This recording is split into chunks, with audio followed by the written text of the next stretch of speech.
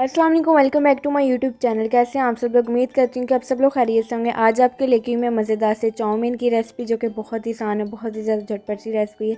तो आप लोगों ने इस मज़ेदार सी रेसिपी को ज़रूर ट्राई करना है, वीडियो को फुल वॉच करना है। चैनल पर नए हैं तो काइंडली मेरे चैनल को सब्सक्राइब कर लीजिए। तो आइए चलते हैं इस मज़ेदार सी रेसिपी की तरफ।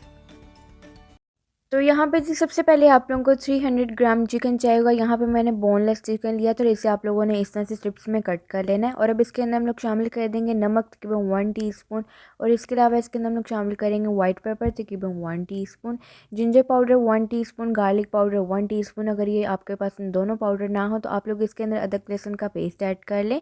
और इसके अलावा इसके अंदर हम लोग ऐड कर देंगे कॉर्नफ्लोर तकरीबन 3 टेबल स्पून। और इसके बाद इसके अंदर हम लोग ऐड कर देंगे हस्बे ज़रूरत पानी ऐड करने के बाद अब आप लोगों ने इसे अच्छी तरह से मिक्स करना है, ताकि ये सारी चीज़ें अच्छी तरह से मिक्स हो जाएं।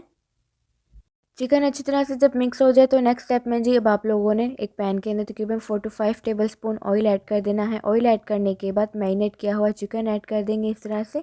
चिकन ऐड करने के बाद अच्छी तरह से इसे एक दफ़ा मिक्स कर लें। और मिक्स करने के बाद अब आप लोगों ने इसे तकरीबन 5 से 6 मिनट के लिए मीडियम फ्लेम पे अच्छी तरह से फ्राई करना है। या फिर आप लोग इसे इतना फ्राई करें कि चिकन पे लाइट गोल्डन सा ब्राउन सा खूबसूरत सा कलर आ जाए। तो आप लोगों ने तब तक इसे अच्छी तरह से फ्राई कर लेना है। तो यहाँ पे देखिए चिकन अच्छी तरह से फ्राई हो चुका है, लाइट गोल्डन सा खूबसूरत सा कलर आ चुका है। तब हम लोग इस पैन में से चिकन को निकाल लेंगे।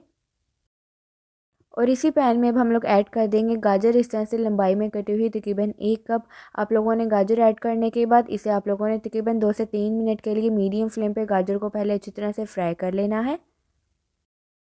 गाजर को अच्छी तरह से फ्राई करने के बाद अब इसके अंदर हम लोग ऐड कर देंगे शिमला मिर्च तकरीबन 1 कप। और इसी तरह से हम लोग इसके अंदर ऐड कर देंगे बंद गोभी तकरीबन 1 कप।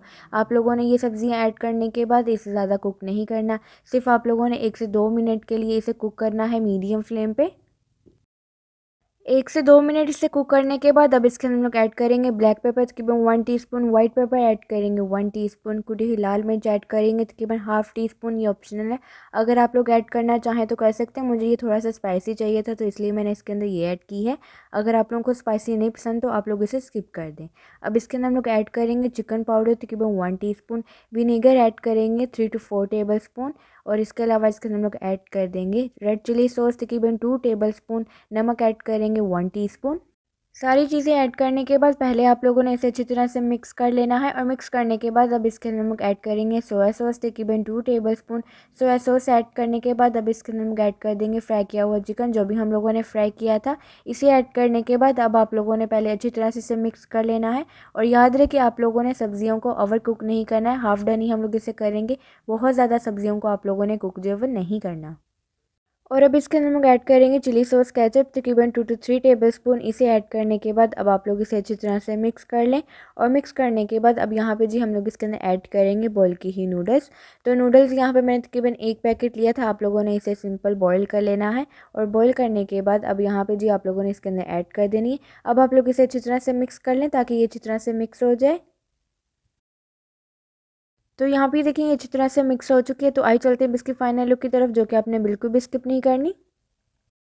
तो यहाँ पे देखिए मज़ेदार सी चिकन चाउमीन है बिल्कुल तैयार, बहुत ही आसान है, बहुत ही झटपट सी। आज आप लोगों से रेसिपी शेयर की थी। आप लोगों ने इस मज़ेदार सी रेसिपी को ज़रूर ट्राई करना, अपना फीडबैक भी ज़रूर देना है कि आप लोगों को ये रेसिपी मेरी कैसी लगी। तो इसी तरह की मज़े की रेसिपीज़ देखने के लिए आप लोग मेरे चैनल को सब्सक्राइब करें, वीडियो को लाइक करें, शेयर करें अपने दोस्तों के साथ, अपनी फैमिली के साथ। और कमेंट करके भी अपना फीडबैक ज़रूर दीजिए कि आप लोगों को ये रेसिपी मेरी कैसी लगी।